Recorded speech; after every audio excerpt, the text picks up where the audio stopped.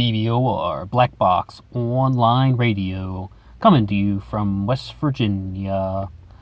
Well, this is our mini upload for the day, and what can we say about Representative Beto O'Rourke? Should I say former Representative Beto O'Rourke, formerly of the 16th District of Texas, representing the city of El Paso, and now former presidential candidate. Yes, indeed, Beto O'Rourke has dropped out of the 2020 presidential election, and I don't think that this is necessarily a surprise to that many people, because, let's face it, Beto O'Rourke was not climbing in the polls. He is somebody who went into this with an enormous amount of momentum.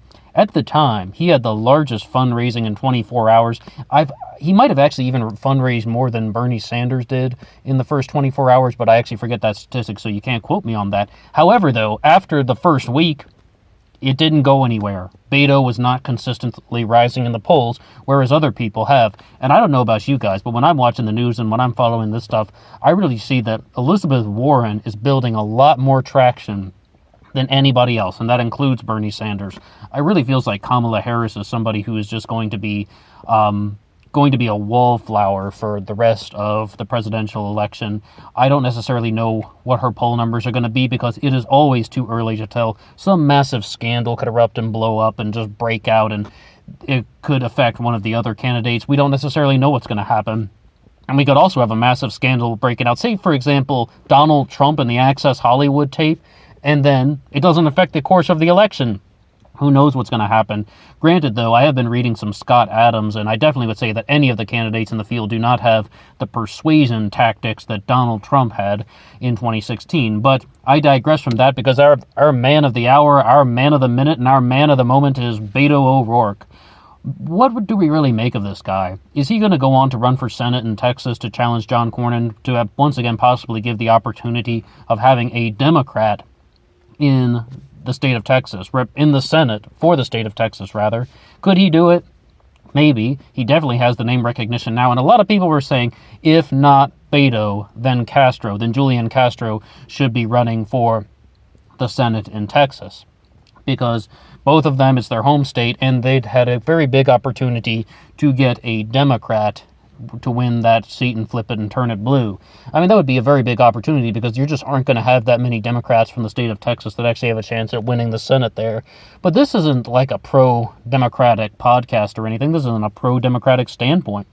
And in fact, one of the only things that I liked about Beto O'Rourke is that he was against labels. I mean, they're like, do you identify as a progressive? He's just like, I don't do labels. And one of the things that is dragging down the political conversation in America is just this concept of you have to label yourself. You got to be liberal or conservative. You have to be progressive, or you got to be right-wing constitutionalist, like whatever sort of ribbon you got to put on for that particular time. And notice that most of the politicians flip-flop on the issues, or most of the politicians would put on a different hat if it would get them into power. Hello, Kamala Harris, you don't think she would? Or even Elizabeth Warren switched parties in the 90s. It doesn't mean that people cannot change their minds about things if they are genuine believers. I mean, I've had shifts in political ideology, but I'm not famous, and I'm also not trying to use whatever I had to gain political power. The point is, though, not all of our politicians are honest, but in the United States of America, there is definitely too much of a focus on the labels. And, that's one of the reasons why they said, the Republicans were not able to defeat Obama. No, whether it was McCain or Romney going up against him, they're just like, the people like, oh, maybe he isn't conservative enough. What does that even mean or something? And people, would even be condemning them, saying that they don't fall in line with traditional conservative values. Labels, labels, labels. It can happen on the right, and it can happen on the left, and it can happen in the independents and third-party circles. Some people might be saying, oh, the nominee for the Libertarian Party is not a true libertarian. So it's like, we got to break away from this sort of just nomenclature and just trying to force labels onto people. And I know that requires absolutely no intelligence from Beto O'Rourke, but that's something that I noticed about him. Most people would really say that Beto O'Rourke took very strong stances with gun control. And when I was on Twitter and I was looking at the other candidates sort of saying their farewells to Robert Francis O'Rourke, they were more like, he took a strong stance on gun control. And one of the mass shootings that happened recently was in El Paso. And a lot of people were just looking to Beto for something about that, to say something about his hometown. But what was his response in the debates? hell yes, we're going to take your AK-47s and your AR-15s. I mean, I don't necessarily know if that's the way to go about it, because he got a very small portion of the Democratic Party behind that statement.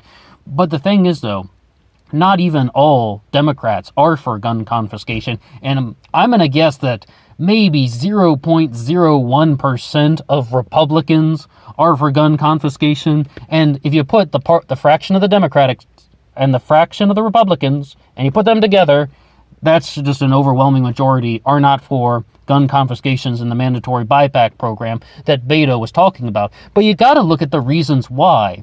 You got to look at the reasons why people aren't in favor of something like that. It's because he was only talking about AR-15s and AK-47s, and it's like, there are other firearms out there. How would that help anything involving the city of Chicago and gun violence in any inner city, really? Those things are mostly done with handguns. And a lot of people are just sort of saying that they don't necessarily believe that a stance like that is actually going to affect too much involving our mass shooting culture, because once again, he only said he wanted to confiscate AR-15s and AK-47s, and I know that a lot of members of the Democratic Party have said they wanted to ban all semi-automatic rifles. I'm not necessarily convinced that that's going to reduce mass shootings in America, but I would say is we need some sort of solution. And the thing that we've talked about on this channel is we gotta stop the problem way before gun control and look at our educational system and the lack of kind of mindfulness and mental awareness that is taught in school, social and emotional learning. To the credit of Tim Ryan, he was the one who talked about that the most, even though, as you know, I don't really like Tim Ryan anymore. Beto O'Rourke is somebody who is kind of really caught up in sort of like a rock and a hard place. He was going to try and be a different type of candidate, but at the same time, he wasn't different enough. During the Senate election against Ted Cruz, he really tried to play off of his personality. Oh, I can play the bass guitar and the drums and just be like, I'm a cool kind of candidate. And some people said that he could be the next Robert Kennedy. I said that there was a chance that he could be the next Bill Clinton or something, hopefully minus the scandals. But the thing is, though, people were not buying it. The thing is, they're just like, that stuff really is irrelevant in terms of being a political leader. I mean, what kind of music somebody's like. And one of the things that really did come back to haunt Beto O'Rourke was his kind of arrest in the past, burglary and DUI. Although perhaps some of the charges, like, perhaps they've exaggerated some of the circumstances around those things. But at the same time, he has been very open about it that he did have some legal trouble in the past. At the same time, though, someone actually brought up a very interesting point, though, that Beto O'Rourke would have been a good running mate for Kamala Harris, because it's like you would have just a repackaging of the Democratic Party. And I don't like Kamala Harris. I don't want her as president, but her and Beto O'Rourke perhaps could have run together. That would be a ticket that I think would be good in terms of strategy. And the reason why I've been talking about the Democrats so much, not being a Democrat myself, is it's the strategy that is important. Sometimes you just gotta separate between what you want and how could this work, you know? It would be like, imagine just watching a chess game and you're not one of the players, but you're like, what moves could white make and what moves could black make? Probably shouldn't use those words. Someone's head's going to explode just hearing that. Well, that's the color that most chess pieces are. I don't know, the chess that we played on growing up was actually frosted glass and then just, well, glass. But that's not too important right now. The point is, though, in terms of strategy, Beto O'Rourke would be a good vice presidential running mate for Kamala Harris. And I thought that Joe Biden should have run with somebody like Nina Turner if he was indeed the nominee, which I don't believe he will be. I think he will dip in the polls and maybe Warren or Sanders will go up. But the reason why I said Nina Turner is you got Biden, the establishment Democrat, kind of somewhat moderate, somewhat centrist, and then Nina Turner, the new face of progressivism and as well as democratic socialism, major supporter of Bernie Sanders, president of our revolution, that could be a suitable presidential ticket.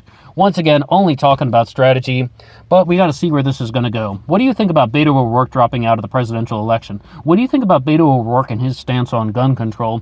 And most importantly, do you think that Beto O'Rourke can become the United States Senator for the state of Texas? I would love to hear from you, and if you have anything to say at all, until next time.